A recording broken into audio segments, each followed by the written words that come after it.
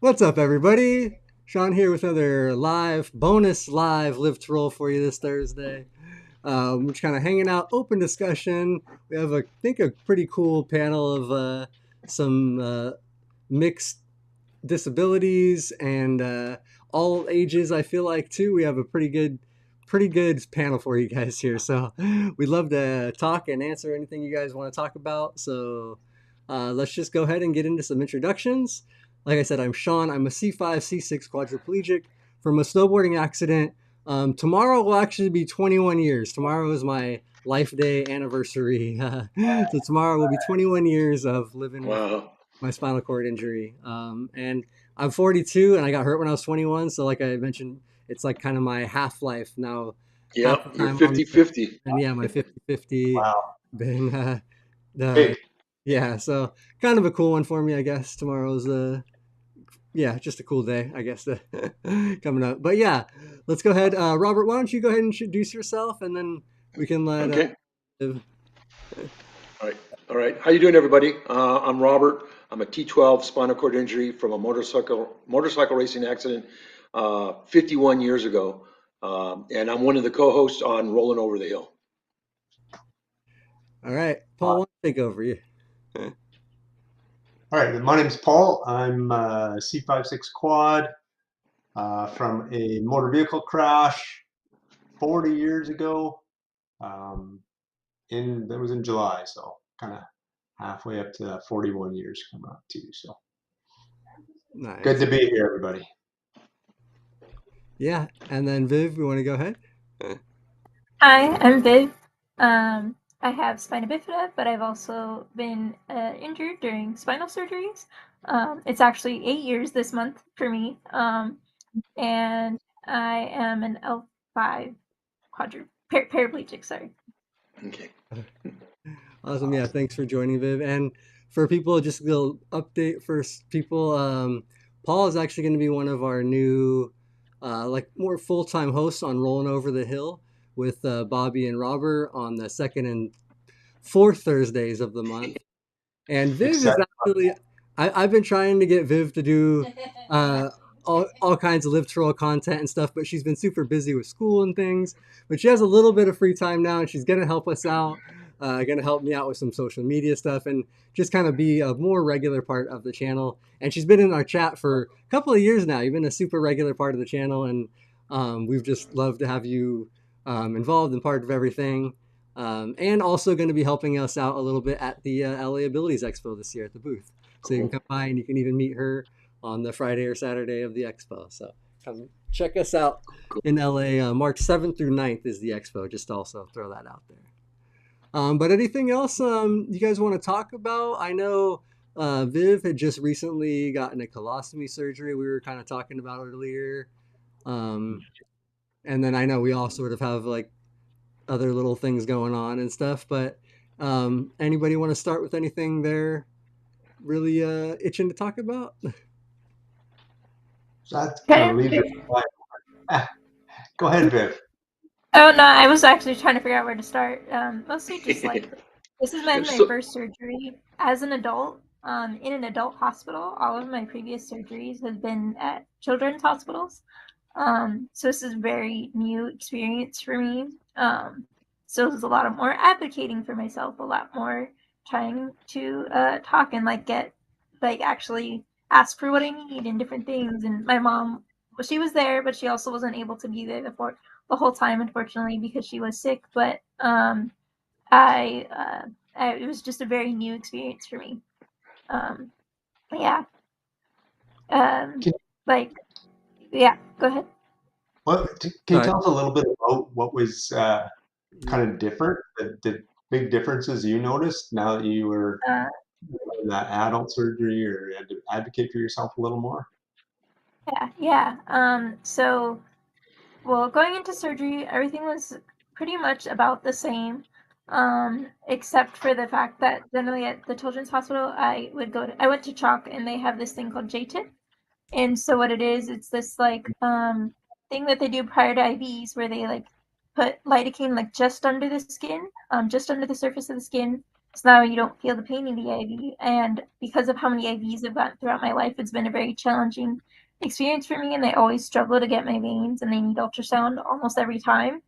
And so at the adult hospital, they didn't have that. And so and I was like trying to tell them, like, I don't think you're going to be able to do it. It's like, can you like go on my legs? Cause that's why I was feeling. So they actually had to do, they were with ultrasound the whole time. It was 15 minutes. They tried 3 different veins, and it actually delayed my surgery by 45 minutes because of how long it took. And at first they did not believe how hard my veins were.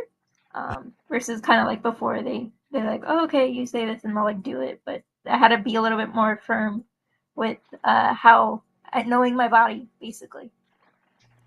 How did they I think what respond?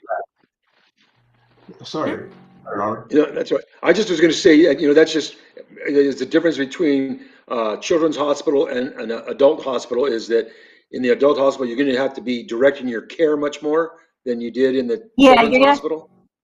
You're gonna have to be directing your care much more. It feels like they don't. It feels, I don't know. In a way, it feels like they didn't value me Yeah, knowing my body as exactly. much.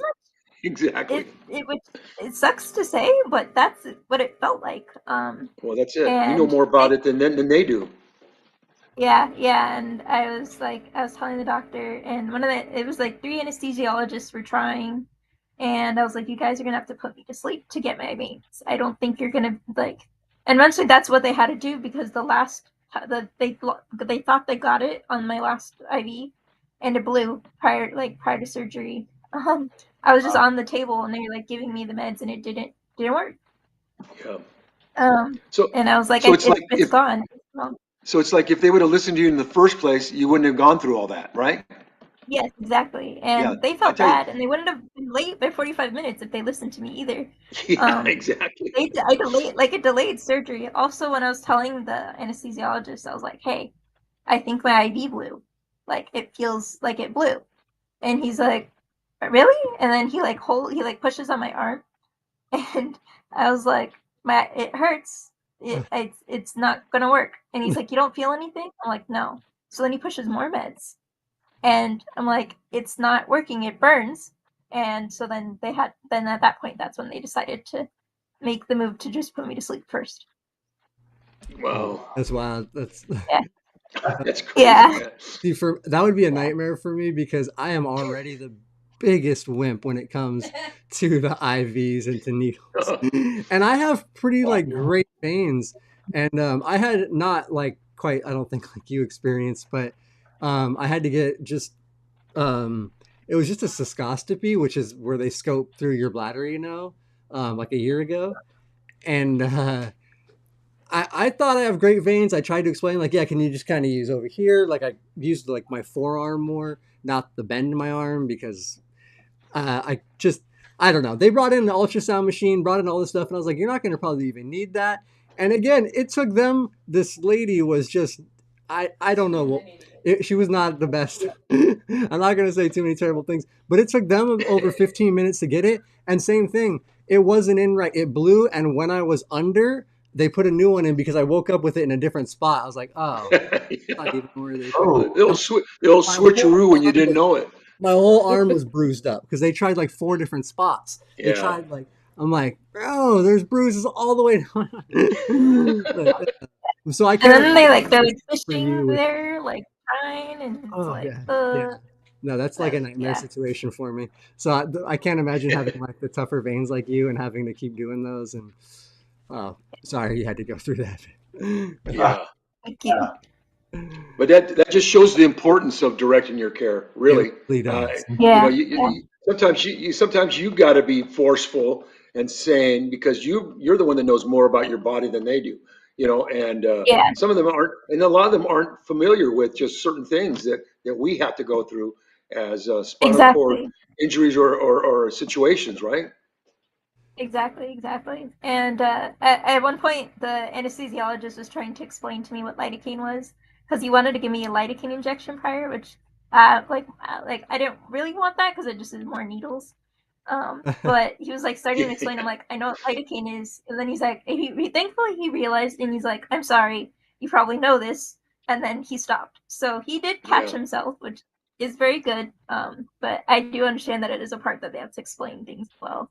But yeah, that's how it went. That was like the first thing. And then I also struggled after when I was trying to leave with them like teaching me about like the colostomy bag and how to actually use it. They couldn't get me a mirror in for my bag. So when they were trying to teach me actually, and it doesn't come in their kit, I guess.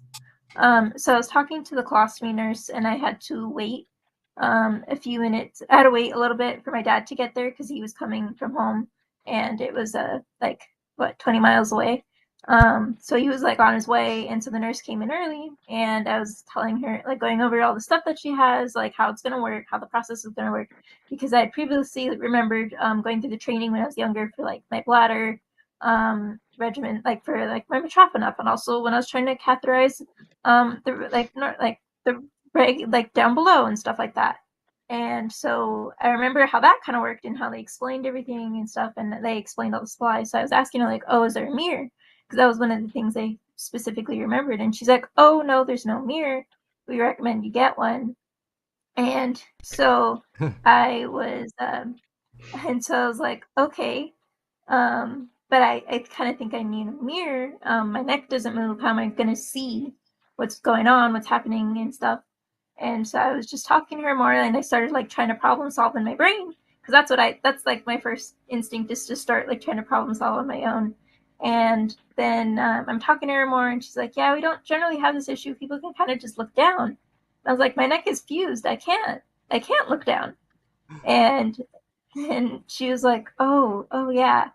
And I was like, okay. At that point, I was like, all right, I'm making this her problem too. She has to go try and find me a mirror. And so it turns out they couldn't get me a mirror because for some reason I was in a combo psych unit, so mirrors were considered sharp. And so the solution they offered was that the case manager was going to go home, buy a mirror, and bring it into the unit the next day. But why couldn't they get a mirror from anywhere else in the hospital? The hospital has to have know. mirrors in other What do you mean spots. sharp? If they could Don't still the get a mirrors have, mirror, aren't mirrors yeah, encased in some type of thing and not have sharp edges? I mean, it's not like you're going, yeah, going to bust a piece of but mirror also and there you go. they were still bringing in a mirror either way. Yeah, So yeah, that was also that's, my issue was with yeah. that's crazy. I know for me, I was in the hospital one time and I had my wheelchair, so it was pushed to the side and I had to get some type of x-rays or something. I don't know if I was something to do with my gastro, some type of, I'm not really sure. But anyway, so they came in to get me in the morning. I go, do you want me, you want me to get in my chair and go down there? Or you have a wheelchair? They didn't even know I had a wheelchair.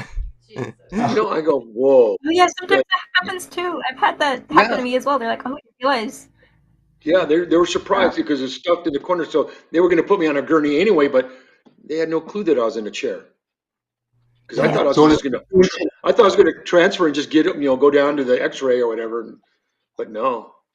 but in a situation like that, for both of you, if you and they don't know you're in a chair, or if they move your chair away from your bed, does Yeah. that make you feel nervous if you can't reach your chair, like it's not right there? Because that makes me yeah. feel nervous. Yeah. If I know yes, if I know I can transfer, like if it's after surgery, I know I'm not generally able to transfer yet. I'm Mhm. generally okay with my chair being away. But if it's when I know I can move into my chair independently, that's when it bothers me. Yeah, I think for me, as long as I'm comfortable with them knowing that I'm in a wheelchair, it could be long as it's in clear view of me of where I need it or whatever. But if I'm not sure of the place and I'm a little sketchy and my instincts and stuff, I'll make sure that the chair stays close to me where every man for himself. I'll get out when I need to if I need to. Yeah, Like I've heard stories where people their chairs get taken out of the room in the hospital and then Yeah, yeah, no, go that ain't gonna missing. happen for me. Yeah. yeah, With because the, with the price with yeah, the price of wheelchairs now, they're liable for it, so forget. I go, no At, way. That thing's not leaving the room. Bring yeah, a at bike the lock children's and lock. hospital, they would put like a sign on my chair with my Yeah, name yeah, on it. yeah, oh, exactly. You got to do something like that. Or like you said, bike lock on it. It's pretty perfect. Yeah. that's yeah, that is crazy. You would think at least in like the hospital, the notes and things, they would something at Yeah, in the the top would chart, specify somewhere in the chart, huh? wheelchair user, like at the top or something. Like Yeah. keep They'd yeah, have to read the chart though. You see, that's the thing. That's for Yeah, sure. exactly. Yeah, you think, and that's the thing. You assume that that's documented all in there, and I don't know. Yeah, It's not. because Yeah. I have in a week and a half I have to go into the hospital just for overnight because I'm going to have a colonoscopy. But I go into the hospital the night before just for assistance with bowel management because it's just I start drinking that stuff. I mean, there's no way I'm going to stop and or transfer, and Yeah. so I'm always really sketchy on that because it's just a quick stay. I get in there like 4 or 5 o'clock, start drinking that stuff. By 7 o'clock in the morning, I'm getting the coloscopy, and so yeah, I'm kind of sketchy because I'm in there for assistance, and a lot of them don't have a clue what I'm going through Yeah, they because don't know. Yeah. they make you they make you drink that gallon thing, and I don't need that much, man. With the way my bowel system is, it doesn't take much for it to just start flushing out. So I go. That's way too much for me to drink. Oh no, you got to drink it all. I go, forget it. I can't drink it, and it's fine. It's worked out fine, but because Yeah, I mean, I actually haven't had to do that yet. I know I need to soon, especially turning 42 this last year. yeah, I'm I getting to think the age where 45. I need to get a colonoscopy, and Yeah, yeah, I know. I that's one of my fears is just the pre. yeah. It's just the prep. I can deal with everything else, but that prep portion. Yeah, no, that's for I've never had one either, and I'm 57, so uh, kind of freaks me out. Ooh. I'm pretty sure. Yeah, I know you're definitely recommended to get one at that point. At this point, for Yeah, sure. I know. Yeah. Been avoiding it. Yeah, it's a hassle. It's a hassle for us. The I think colostomy, both both. Robert maybe make a good point about advocating and the need to advocate for ourselves within the medical system. Yeah, yeah, I They agree. don't know. They don't know about our conditions or what we need or even how to deal with us many times. You know, Yeah. so Yeah, it's really especially especially the higher levels. I was on a support group during the week, and we were talking about something similar, but the most people don't know what AD is, and so especially with the higher levels, so you got to kind of explain to them because if your blood pressure or anything starts, reacting, they don't know. yeah, And, agree. and Yeah, I know Live to 80, Roll has that. Live to Roll has that little card, Sean, that you made up, and that's always good to have with you, especially if you're, subject to all that. mm-hmm. Viv, I actually am not sure. I don't know if I've asked this to other people or not. I don't think. But having spina bifida, I know yours is a little lower where it's affected on the spine, but you've had spinal surgeries where you've had issues higher up. Yeah, I do have. Yeah. Do you Yeah, I have? have some stuff like I'm L3. But what's your question? Well, I was just wondering if do you have anything above the T6 level, or is it everything lower than T? So my entire neck is fused. So So the you have, entire cervical spine is fused. do you have any That is. issues in places where you can't feel that you get increased nerve sensation, like where your blood pressure will increase? You get the autonomic Oh, I'm not. dysreflexia, or I'm just curious if. I don't know. I don't know. No one. I didn't know what that was until you guys. I started like talking to you guys more. There's a lot of things I didn't learn until like this last year because of you guys. Well, Um. that's So welcome to the group, Viv. Same thing, and I've Yeah, been in the chair yeah, 51 years, and I'm still learning. yeah. Yeah. Yeah, I didn't know a lot of this stuff, and so like I have like spasms in my like one my because one of my foot I was born with a club foot. I was also born missing a bone in my neck, so that is also why my entire neck had to be fused.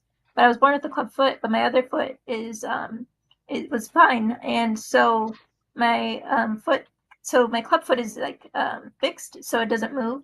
But the foot that is not fixed, that one actually tends to spasm and will spasm. I don't know if I don't necessarily feel an increase in my blood pressure or heart rate when it happens. I just know that sometimes I can get pain when like certain things touch it. It seems very sensitive to like touch and different things. So I always like have to keep my socks on.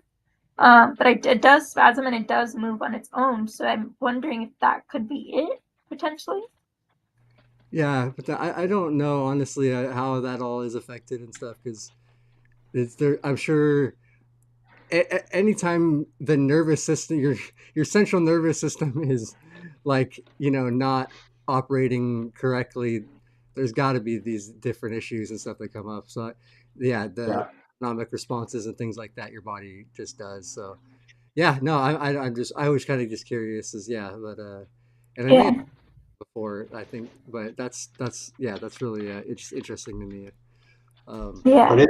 it's crucial to be able to advocate for yourself and talk about that. Like, yeah, you look at what Jay was saying in the chat there, where they just don't care, Mm. with the bowels is often one where causes AD, particularly in quads or higher injuries. Bowel and bladder are the two biggest things, right? yeah, And if Yeah, definitely.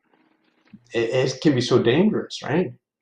yeah. Um, It can be, because those spikes in the blood pressure you can get strokes, and even like yeah, lots of severe things can happen from that increased blood so pressure. things like how to handle it, how to bring it back down. Quad, There's medication for things like that. yeah, no, there is medications to try to regulate it, and I actually don't do any of those because I feel like I have really low blood pressure most of the time, so it would probably help to take something to increase it.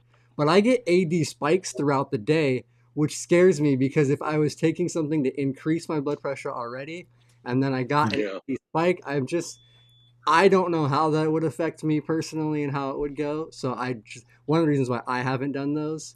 And I was just going to real quick. Quad Forager asked if getting a colonoscopy would cause autonomic dysreflexia, and I get autonomic dysreflexia doing my bowel care like every Yeah, time. So I am sure right. that it would affect me on that level if they're Yeah. doing that. So Seems like it. yeah, I just, so for me personally, I'm sure but I don't know if everybody is the same with that. Yeah, I'd be the same, Sean. I would, because I get it with bowel care as well, and I think that, yeah, colonoscopy for sure would cause some. Anyways, it would be something that definitely for them to know about and watch.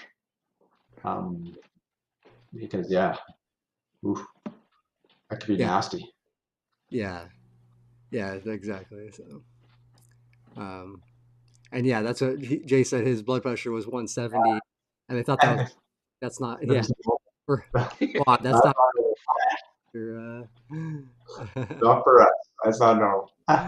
and I don't think that should be normal for most people. I feel like that, yeah, that's a higher blood pressure. Yeah. Well, higher normal is 140 over 90. That's the high normal.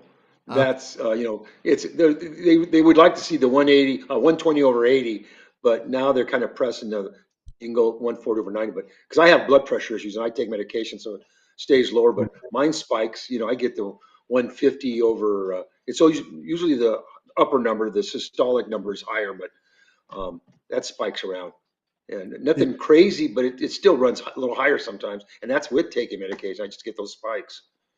So yeah, I Yeah, keep an eye on that. and that's what I've had. If I just average go in and get my blood pressure taken with no AD, it's like 80 over 60. um, Yeah. like in my chair a lot of times. And their doctor's always like, whoa, this is super low. But I've also had it tested. Well, so that was another thing that might have been messing up. I'll give that one doctor lady that couldn't find my vein some benefit, because I was having AD like pretty bad through that time. So my blood pressure was up at like the 170, 180 over 160. Like it was up in that, Yeah. it was like over double what my normal would be. So I don't know if that did also increase the difficulty of getting the IV to stick for me, but yeah, it was just, but that's that spike is what I'm afraid of, because Yeah. if I take Yeah. something that I'm normally at like 110 or 120, does that spike now go to 210, 220, You're like right. Right. instead of 180? So yeah, so And that's the thing that we're talking about, the importance of just knowing your body, this way you know how to care for yourself and how to instruct someone else to care. That's a big thing, because I mean, even me being a para, I mean, I still have my issues, certain issues that are a little bit of this, a little bit of that, and that most of the time they don't. You try to tell them and they don't understand what you're trying to tell them. So you got to keep reinforcing it, complaining. It's just like with skin management, when you're in the hospital and they're supposed to turn, that, but they don't. And so, you end up pushing that button all the time. Like, hey, I need to be turned, or if I can't turn myself for whatever reason. But I mean, it's everything. There's so much that we have to be responsible for our disability, especially when it comes for others caring for us. Yeah. I know up here this summer I was with one of the community associations. We went in and talked to a group of OTs in the hospital, and this was in acute, and that's what they were actually dealing with, was this idea of pressure sores and how to not only train the staff on the wards, but like on the rehab wards, but also to really get the message through to them that it must be done.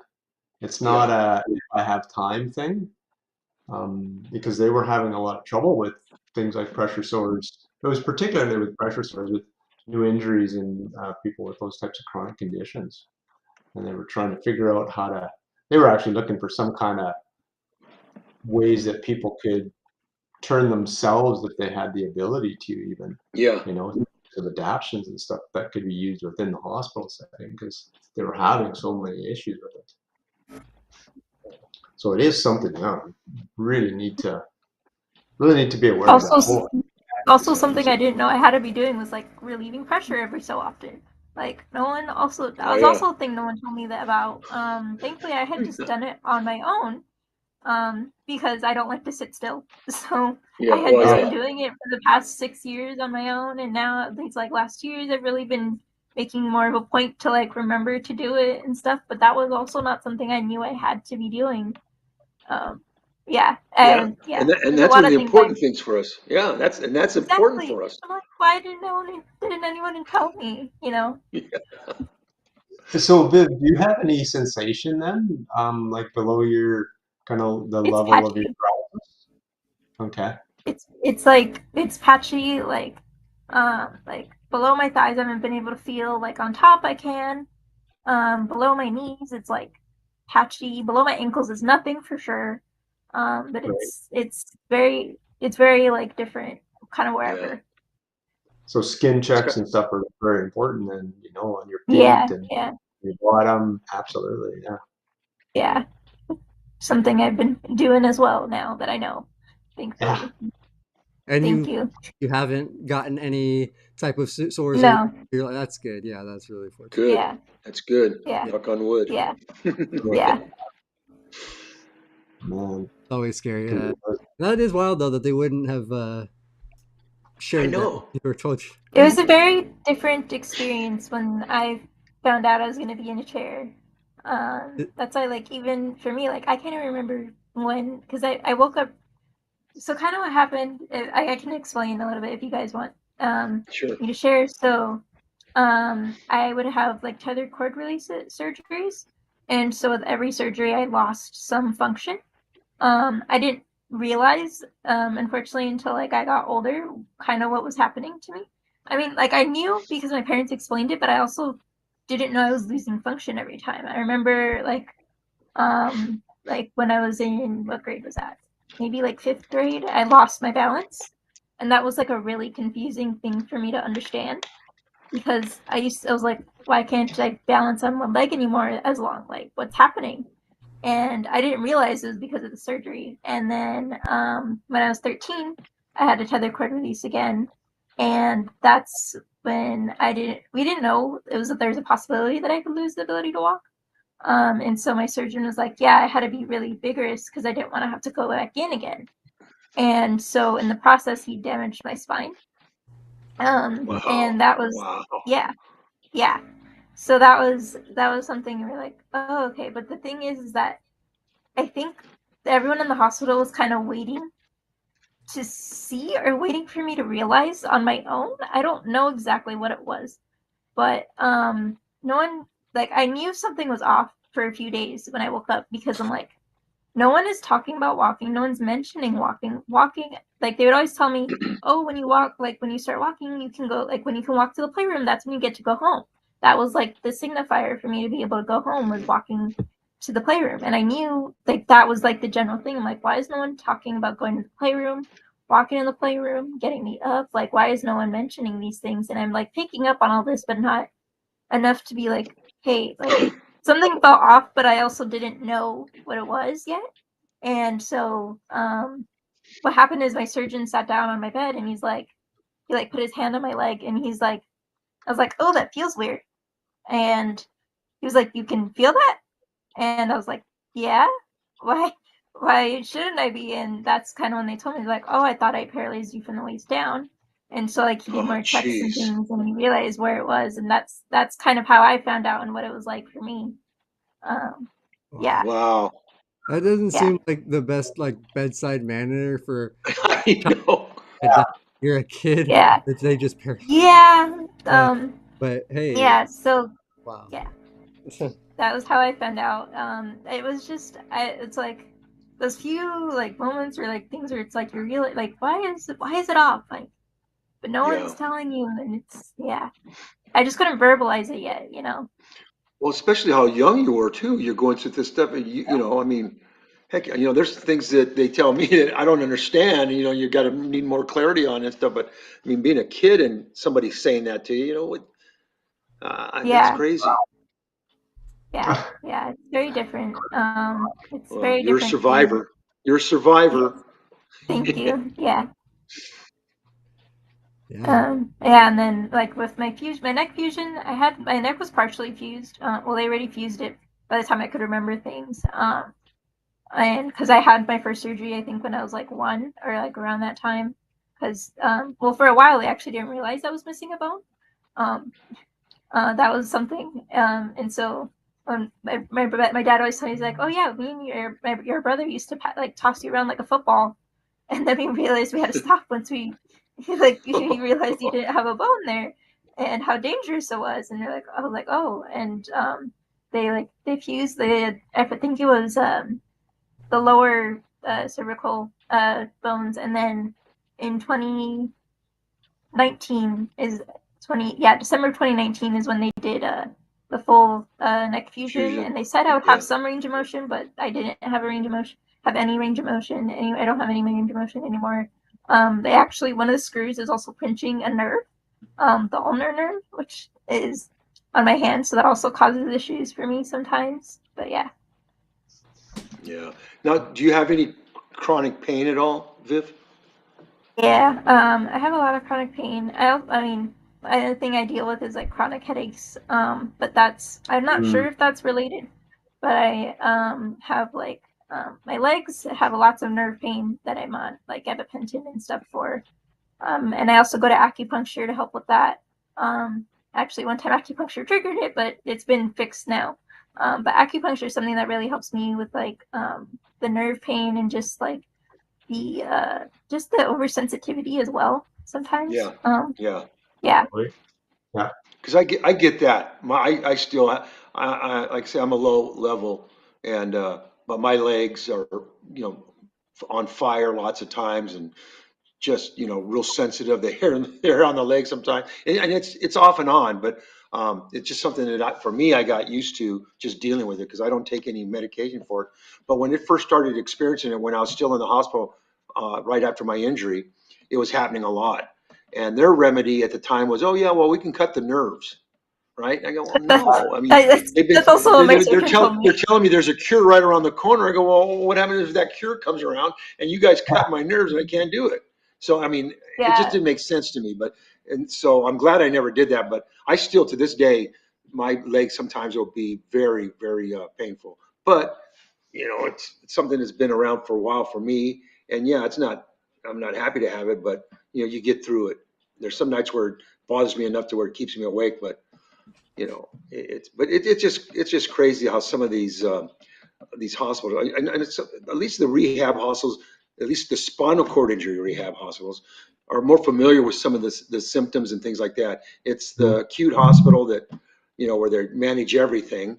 That the one of the nurses I talked to, there was a student nurse over at one of our hospitals that we do some support groups, said that they got a class on spinal cord injury and it was just like 6 hours and that was it. So yeah, they that's get all. a quick Yeah, they get a quick gloss over, and so she just wanted.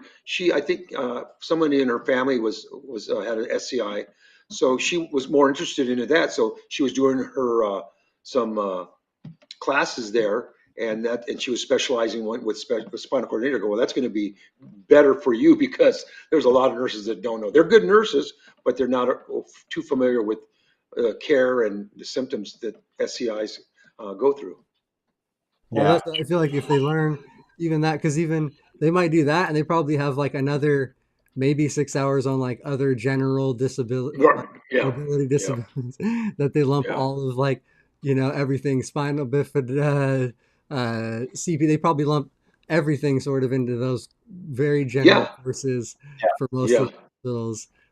So yeah, there's just not a lot of knowledge on a lot of the advanced things that like we go through besides like, oh, you can't walk.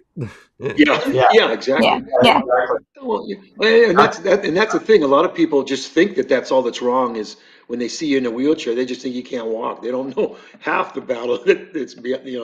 it's in the books already. So, because I have I have, friends. I mean, I have friends that really don't know the whole story. I let them know what I need to know. And there's a couple of my friends that are close. They understand and they kind of have an idea. But most of my buddies, they just think I can't walk. it was almost 2 years ago now, or a year and a half ago. I had a Carrie coming in that was giving me a hand with some stuff, and she was a nursing student, and she happened to be doing a unit on spinal cord injury at the time when she was coming in to see me. So we got Yeah, talking about this stuff, and I'm telling her about this, and she went back to class. I think it was on bladder management. I forget what the heck they were talking yeah. about, but she went in and told her what I was telling her. So kind of, you know, answering questions and stuff. Which was the And the truth. Yeah, instructor said, "No, you're wrong. That's not how it's done." And she said, really. "Well, this was a person with a spinal cord injury that told me." Like the Wow. instructor was challenging her. The instructor was teaching the wrong information. I was See, like, "Oh man!" Wow. It came back. I was just floored. Like, "Oh man, we're screwed, guys!" Like, See, and that's one of the problems right there. What they're being mm, taught. yeah, yeah, yeah, they're not being taught enough, and what they're being taught isn't right.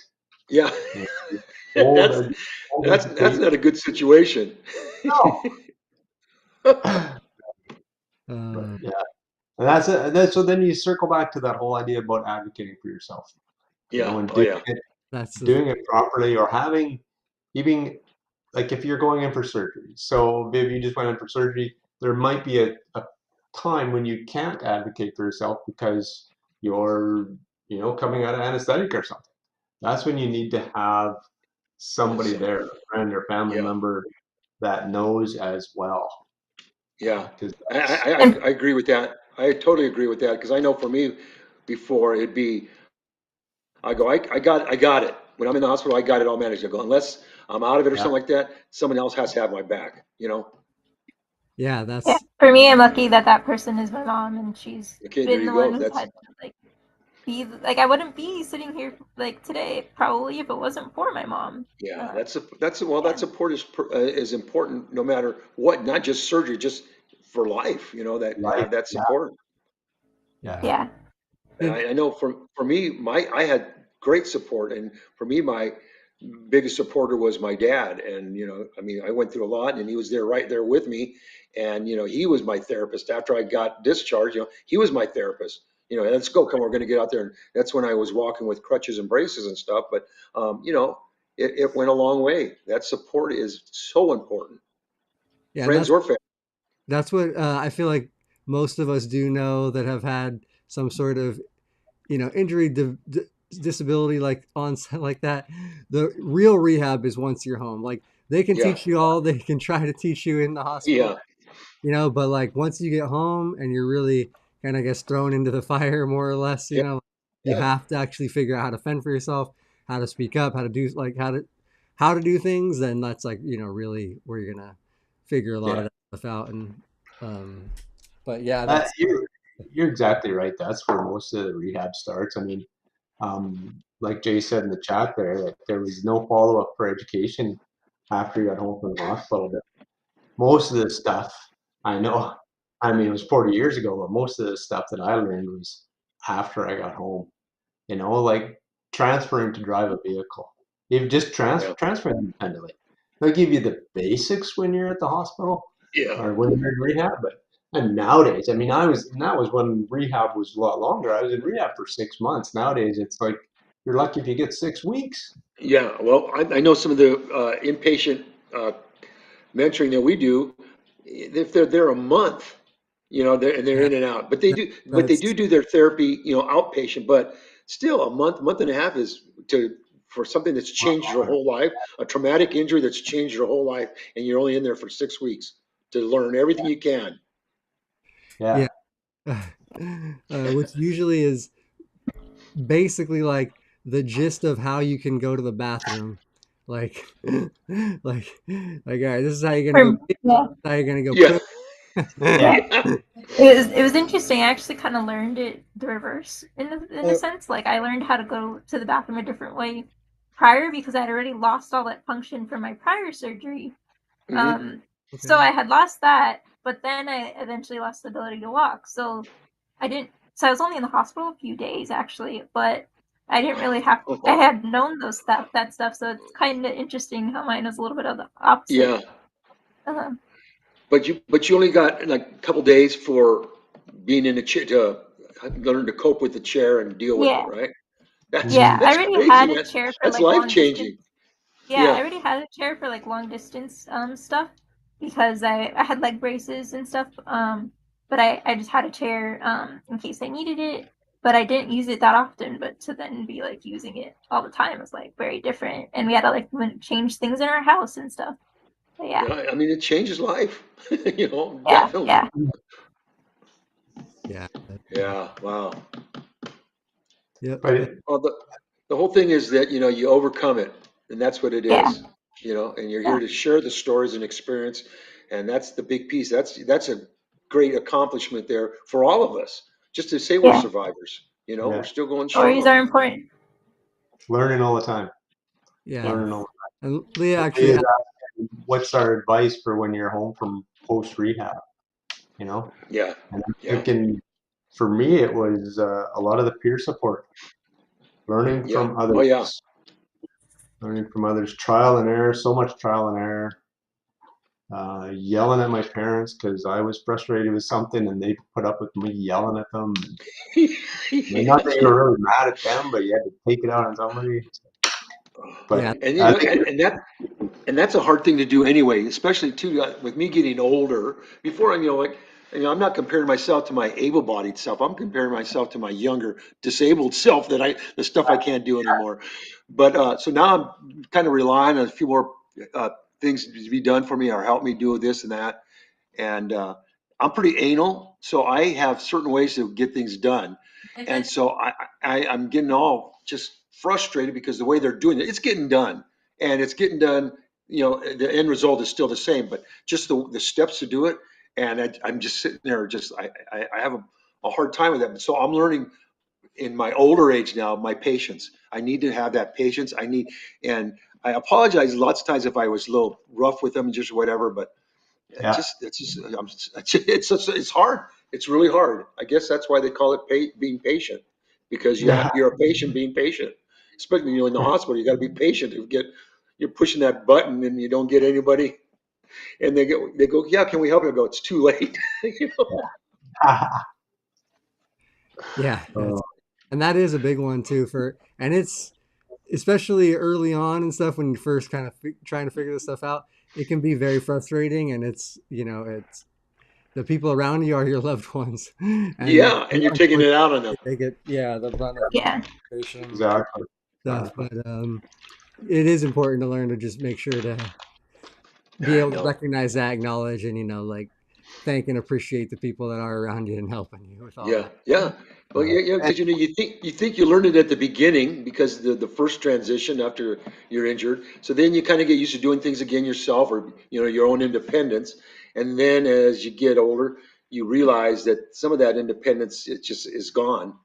So you're relying on someone else, and that's my second challenge. And that's you know Yeah. I have no hassles with being in a wheelchair and all that stuff. I have problems now just aging and not being able to do it just because of strength or something. Has nothing to do with my disability. Just getting old. The change is real. Yeah, I'm going through a different change now. Yeah. Yeah. Yeah. Absolutely. And that's why it's kind of cool having Viv, who's I should shout out. Leah did in the chat earlier is going to be turning 21 next week. So Congratulations, happy birthday. Happy birthday. Thank you guys for all the early birthday messages in the chat, and thank you. yeah, Yeah. that's yeah, happy birthday, Viv. That's super cool. And Yeah. having somebody that's like 20 and then Robert 70 on the having I'm, injured at I'm, yeah, 20 and you've done 50 years of it, like it's just yeah. like Yeah, kind in of fact, cool. my birthday is going to be in March. I'll be 71 and 51 years in a chair. So 51 in that's the chair. another. Yep. Uh, Yeah, And then Paul, you're still plugging away. me and you are kind of in the middle. I'm at the starting of getting over the hill age. You're just kind of in the middle there. So, Yeah, we're hopefully in the middle. yeah, yeah, yeah.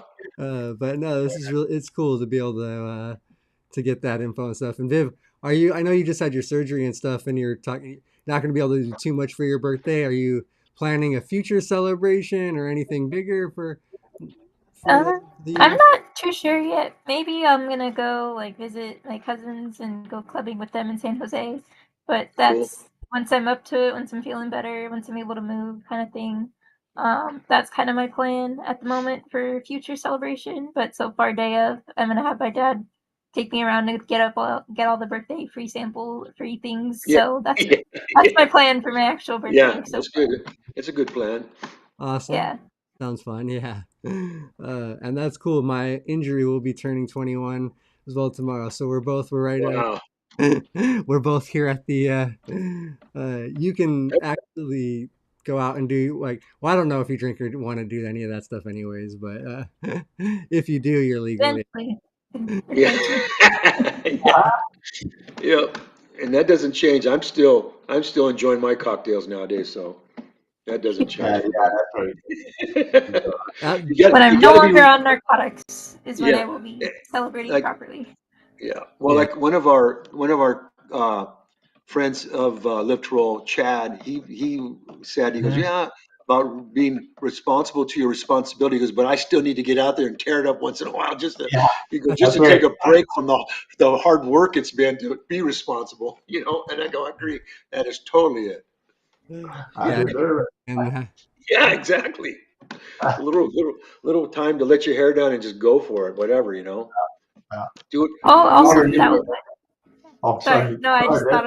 thought of another topic that was like an important thing to discuss that I had a conversation with like my primary care doctor because I was turning 21 and I was like, "Hey, I'm on all these meds. How can I like safely like celebrate when I'm on all of these medications and stuff?" Like that was a Oh, discussion I had that's a to good have one.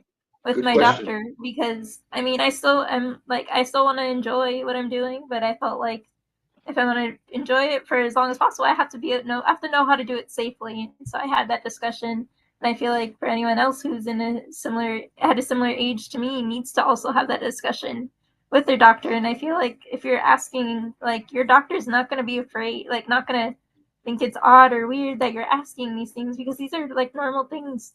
It's okay to ask and like know how to do it safely because that's important to taking care of yourself. yeah, Yes, no, that's that's a very good one. important. Thank you for that, Viv. Yeah, because that is especially with all the different meds and things like that. Like if you are going to want to do something like go out and partake and and party a little bit, then you want to do it safely. You don't want to put yourself in harm's way. So yeah, that's a Yeah. great piece of advice. Yeah. Shawn, And are you doing anything to celebrate your 21st? Hmm? uh, no, not really anything too crazy. Last year on my 20th anniversary, I actually went skiing because I got hurt snowboarding. So I went up to Big Bear and did like skiing on the anniversary, Oh, which was cool. Oh, kind of cool to do. And I've already went once this year and going again at the end of next year to do that. So I'm kind of just for the actual day tomorrow. I honestly am happy to just kind of have a little bit more of a laid back, relaxed day. Yeah. Especially with Leah, and kind of just have more of a chill day. Because I've also been one of the things I was gonna mention and bring up, and um, I've been having bladder issues because I've been having leaking, like where I'm getting a little bit of dribble pee leaking around my super pubic, or like I'm peeing out like small dribbles of pee. It's not flowing through this fully through the super pubic, but it's not an infection. Um, and what I think it's related to is my like digestion and like bloating and gas and like bowel blockage, Ah, something putting pressure on my bladder. Yeah. So it's just causing me like this mild AD through a lot of days. Like today, I've just been like feeling crappy, like that mild clammy. I don't know if you might not, yeah. Oh, uh, absolutely. I know Paul, you exactly what might you're know what talking it feels like. It's just like it just puts me in this weird place in my blood pressure all day, and like just feels about. Yeah. like just kind of I have this fatigue and crappy feeling, and like yeah. So I'm that's why I'm kind of like I'm good with just maybe taking it easy. Yeah. Maybe just Yeah. yeah. Well, That go ahead, Paul. kind of reminds me or gives me an idea too, Sean, of a topic is thinking about nutrition, is talking about nutrition and how it affects us. Yeah. Because I know as it affects me a lot. It always has, and as I get older, it's changing. And trying to figure that out is like, Yeah. it's so Yeah. hard, you know. Borderline gluten issues. Is that what it is? Well, some days, yeah, some days, no. And it's like, oh man, Oh See, yeah. There's no. stuff like that is I'm wondering too. I'm like, is there some issues with gluten? Like, so I've actually another thing I've started doing last 2 or 3 weeks now. I got a nutrition tracker thing, this chronometer app, and I'm putting all the food I'm eating into it to track not only just like calories and things. So I'm not trying to like watch weight, but I want to see what nutrition like. And then I'm putting notes in the days, like if I had a harder bowel day, if I was having AD, like yeah. so. I'm That's trying pretty good. to Good track idea. and figure it out so that I can like figure out what is causing it and see if I can make changes to diet and nutrition, like you're saying. And And that's what I Yeah. did. And that helped a lot. I did that for, I think I tracked it for almost 2 years. Wow. Um, when it was, So I did mean, you get it? Did you discover any patterns in there or anything? I tried to dial it in a little better. What I did is tried to increase protein intake, Yeah. um, and kind of the healthy protein ideas, not protein from pizza. Yeah. Yeah. That's my kind of protein. Yeah, and then just some more like for first thing in the morning, making sure I eat, like having breakfast and Yeah. having something healthy for breakfast. And stuff like chia seeds have been really helpful for bowel program stuff. So incorporating that into, yogurt parfaits and things like that. So some of that stuff I did notice and made those changes. Um, Well, yeah, I know adding, I know I'm trying to lose weight, and I have an awful diet. Um, but yeah, what I'm starting at is just the portion control. For me yeah, this way, because for me, if I had to change what I'm eating, I would fail at any diet because I'm comfort food eater. But so I'm doing the portion control, and so that's helping. Um, and yeah, but I'm really I've lost a few pounds. My blood sugar's a lot better and all that stuff. So there's some advantages, but for me, it's because I'm such a finicky eater and I don't eat, vegetables or anything like that. So so I have to start out with that portion control and then gradually, uh, uh, intermix something, that is healthy. I'm not saying I don't eat anything healthy. I mean, I eat certain certain, uh, things that are good for me, but not enough. So I struggle with my diet in terms of nutritional. So what happened to me, and I didn't do this on purpose, but when I did that tracking, and this is something else that came out of 2020. I lost 40 pounds. Wow, good Like, stuff. Ron, you saw me there when we were in Scottsdale a couple of years ago, and I didn't used to be that skinny. I lost too much though, because I lost a lot of muscle too. uh, Um, Yeah. but that Well, was that was that tracking. It was portion control, and another yeah. thing that I think helped was I cut way back on bread Yeah. Oh, and yeah. The carbs. Yeah. snacking in the evening. Yeah. Well, my diet is carbs. I mean, I eat bread, I eat pasta, I eat potatoes, and that's Yeah. that's my that's my Carbs are the that's best what I part. yeah. I know. But yeah, I know that's like because I kind of backing off on the bread, But overall, I am getting there, but it's very very hard for me. Well, I think portion control is ideal. I don't think you should cut anything out. I mean, the reason I cut out bread is because I was having some gut issues, and Yeah. it seemed.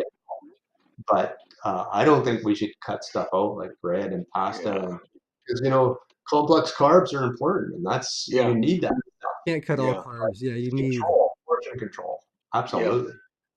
Yeah. Um, Yeah, because and you're right too with losing too much weight. Because I know for me, I want to lose this. I've already lost like 6, 7 pounds, and my goal was to just lose 15 pounds because it's going to help me just with my transfers. I mean, yeah. I can't transfer. I have a struggle. I struggle in transferring nowadays, and I mean sometimes it's better days than others. And I have my right leg I use to help me kind of make that transfer, but if I can't use my leg, I really struggle. So Hmm. I'm always kind of trying to figure ways around from doing a transfer that's side to side, like in my van, doing the transfer from the wheelchair into the transfer seat straight across is rough. But if I put my hand on the passenger seat and kind of use my leg to help me lift up a little bit and make the transfer, it's easy. So it just depends. But my transfers are the first things that I'm affected with in terms of strength and just, Hmm. weight and everything. It's that transfer that's important. Yeah, I know that's definitely. If you want independence, that's one thing you should watch is make sure you don't overeat Yeah, and get a little too heavy because that's just yeah, weight exactly, transfer and move. exactly, exactly. Hmm. Viv, have you? We got to start wrapping up here in a second here, but have you had any dietary issues? You're still young. I feel like when you're young, you're 20, you can just like. But Burn that stuff I up, ate man. everything and anything. I was sugared crap all constantly and nothing but. I am quite a picky eater when it comes to food. I do get like nauseous quite easily. Um, and stuff. I don't know what that is exactly. I'm still trying to figure that out. It could be like because it empties slower or something, is what I was told, but I haven't found anyone who can see me yet to try and discuss that further. So I'm not entirely sure. All I know is that I'm a picky eater, and there's very few things that I like eating. Yeah, But yeah. yeah, but That's I love spice though. So I was suffering. I was like, I don't feel like my stomach can handle spice yet after yeah. You surgery, but probably ease into it yeah. if you don't know how. Yeah, But I did have Yeah, Thepatio the other day, so almost there. nice. Getting there. That's good. All right, guys, we can start to wrap up a little bit. If you guys have anything, we can everybody can close out with a little something if you guys want to say anything too. But just wanted to thank everybody for hanging out with us. And then real quick, I'm just gonna do. Robert, do you want to do the sponsors for us today? You're it doesn't matter. I'll do it. I'll do it. okay. Okay. Now, I got to get into the Uh, habit of doing it at the beginning too. But yeah. Well, I know in our show, that's why I do it just in case we don't do it the rest of the time. But anyway, I'd like to thank our sponsors, Mobility Professionals and Urology Professionals. They're a great and helpful group of experts that are very much part of our community. They participate in our events, and um, one of the uh, mobility professionals is a member of our, our community and yeah, does a great job with the support groups and running things like that. They can help you with your wheelchair and rehab equipment, and their sister company, Urology Professionals, can help you with all your urological needs. Now, Mobility Professionals is a local company here that provides service for the Southern California area. So if you're in here, check them out. Urology Professionals provides services throughout the country. So if you're in need of urological needs, um, give them a call. Check them out. Urology Professionals and Mobility Professionals. all right, thank you, Robert, and yes, thank you Yep. to our sponsors.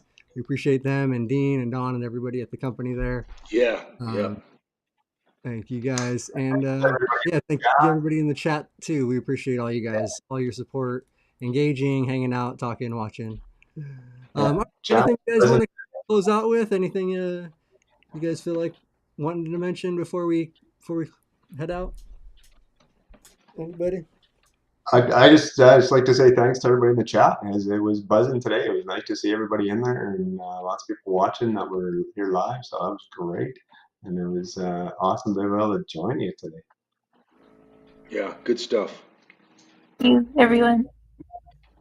All right. Yes. Thank you, everybody. We do appreciate you guys. And make sure to look out for both Paul and Viv coming up more on the channel in the future here, 2025. And also come out to the booth in LA. If you're in the LA area, please come and visit us. We're booth 445 in the LA Abilities Expo, which is in downtown LA.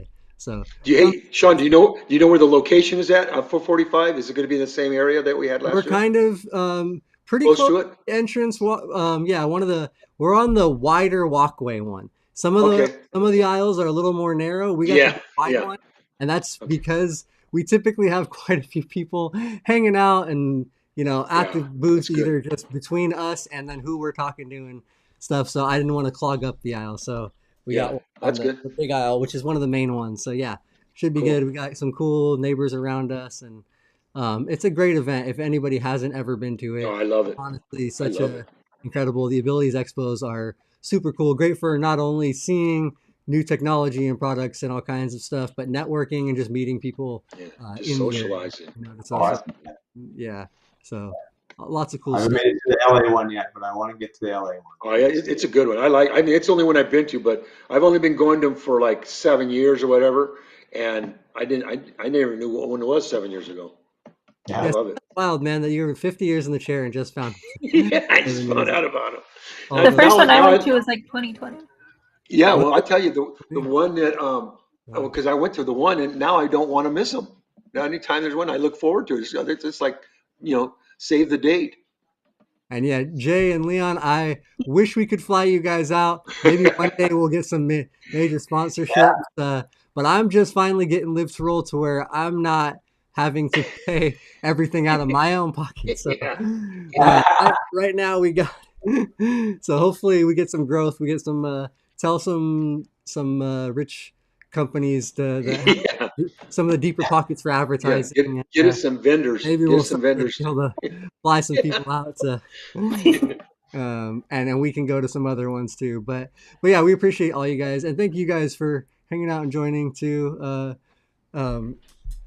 Yeah, we just appreciate everybody hanging out. So All right. yeah, we'll See you, see you guys everybody. next time next week. Live to roll, All right. everybody. Troll gang.